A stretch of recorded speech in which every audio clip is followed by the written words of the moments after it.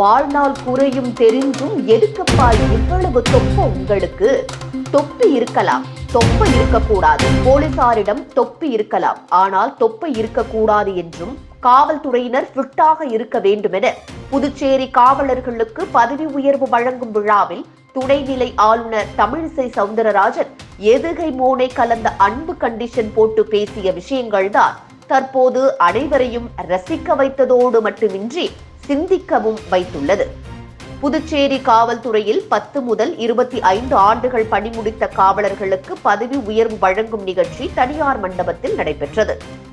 இந்த நிகழ்ச்சியில் துணைநிலை ஆளுநர் தமிழிசை சவுந்தரராஜன், முதல்வர் ரங்கசாமி, உள்துறை அமைச்சர் நமச்சிவாயம் ஆகியோர் கலந்து கொண்டு 10 ஆண்டு பணிபுரிந்தவர்களுக்கு தலைமை காவலர் பதவியும், 15 ஆண்டுகள் பணிபுரிந்தவர்களுக்கு துணை உதவி ஆய்வாளர் பதவியும், 25 ஆண்டுகள் பணிபுரிந்தவர்களுக்கு உதவி ஆய்வாளராகவும் என சுமார் 2000க்கும் மேற்பட்ட பதவி உயர்வு பெற்ற காவல்துறையினருக்கு அடையாள சின்னங்கள் அணிவித்து துணைநிலை ஆளுநர் தமிழிசை சவுந்தரராஜன் கௌரவித்தார்.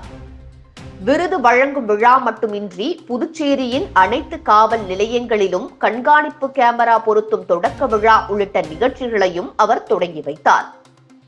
நிகழ்ச்சிகளை தொடங்கி வைத்த பின்னர் விழா மேடையில் பேசிய அவர், சமுதாயத்தை கண்டித்து வளர்ப்பதை விட கண்காணித்து வளர்க்க வேண்டும் என்றும் அது காவல்துறை அலுவலகத்திற்கும் காவல் நிலையத்திற்கும் பொருந்தும் என தெரிவித்தார்.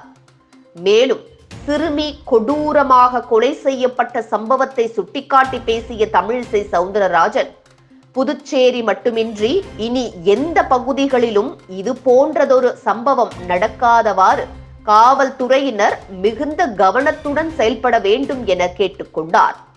ஆண் குழந்தைகளை பெற்ற பெற்றோர்கள் குழந்தைகளை எந்த இடத்தில் அரவணைப்பு வேண்டுமோ அந்த நேரத்தில் அரவணைப்பும், எந்த நேரத்தில் கண்டிஷன் போட வேண்டுமோ அந்த இடத்தில் கண்டிஷனாகவும், எல்லா நேரத்திலும் கண்காணிப்பு முக்கியம் என பெற்றோர்களுக்கு காட்டமாக அறிவுரை வழங்கினார்.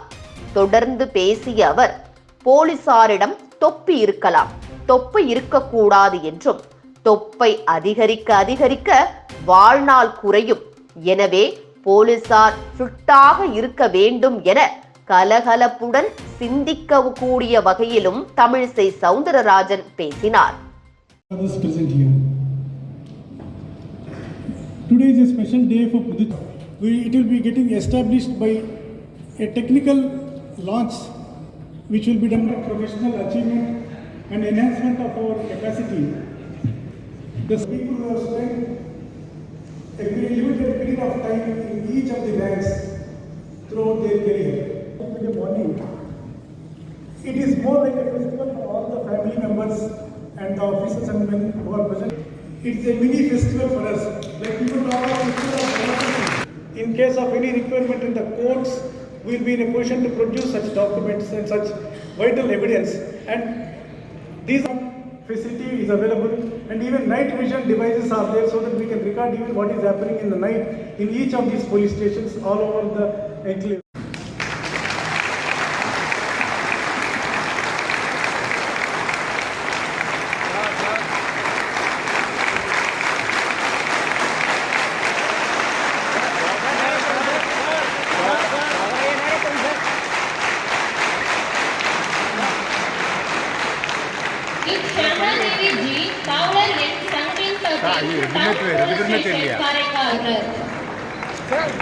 யாருமே தெரியல சார், சுத்தமாக தெரியல. போட்டு நம்சாங்க சார், நில்லுங்கண்ணா நிற்க வச்சுட்டு நல்லா கரெக்டாக மறையுது.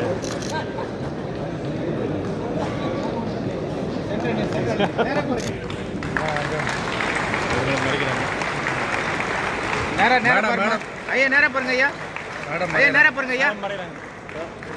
அக்கா மறையறாங்க. தம்பி கொஞ்சம் நேரா நீங்க எல்கே பண்ணி மேடம் பாருங்க.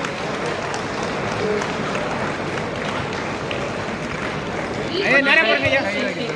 ஏடி சொல்லுங்க. எல்லாரும் போலீஸ் அஃபிஷியல்ஸ்க்கு எல்லாருக்கும் ட்ரைனிங் இருந்தா கூட உடம்பை நன்றா பார்த்துக்கொள்ள வேண்டும் என்று இருந்தால் கூட டென்ஷனான வேலையில் அதை செய்கிறோமா என்றால் நிச்சயமாக நீங்கள் அதை பாதுகாத்து கொள்ள வேண்டும். போலீஸ்காரங்க கிட்ட தொப்பி இருக்கலாம், தொப்பை இருக்கவே கூடாது.